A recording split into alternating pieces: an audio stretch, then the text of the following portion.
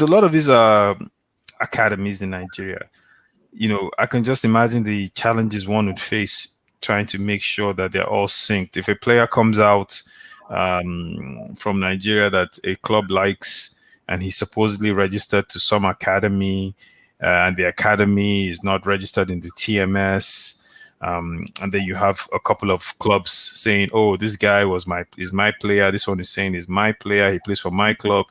And the European club is like, "Okay, we want this guy."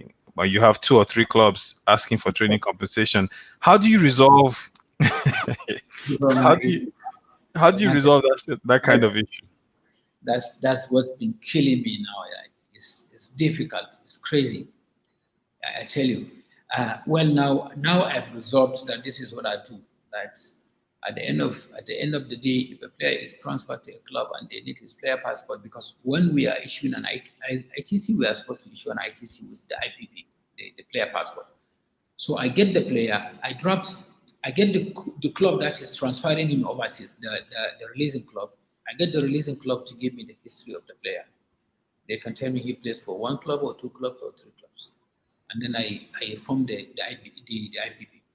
Once I do the IPP, I will send it to them, a draft copy of it, and I'll tell them to give it to the player, for the player to sign and thumbprint and confirm to me this information is true of his playing history while in Nigeria. So this is the only thing I can do now, because FIFA also says that if we can't determine exactly their clubs, we can talk to the players. So this is the only thing I do. But Boma, this is not helping. You get the players leaving, and you get the club that is releasing them, telling them that, look, if you tell NFF that you played for 3 or 4 clubs, that will be an issue for you. So they will tell us that he played for only 1 or 2 clubs, and then we put the 1 or 2 clubs and they ask for the years, and they tell us the years, and we do the draft passport, and you send it to this guy.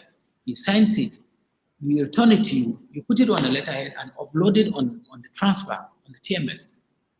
1 month later, you have somebody coming with pictures to support that player has actually played for him. You will have somebody coming with licenses. Boma is my greatest headache. It's the biggest headache in Nigeria right now. Yeah, I can imagine. I can only imagine. We are lucky. We are lucky the FIFA connected. Yeah.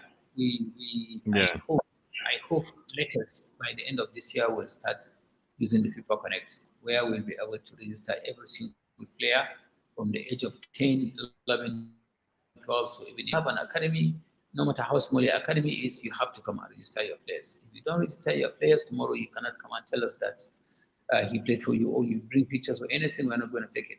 If you have a player from the age of 10, you should come to the Federation and register them on the FIFA Connect.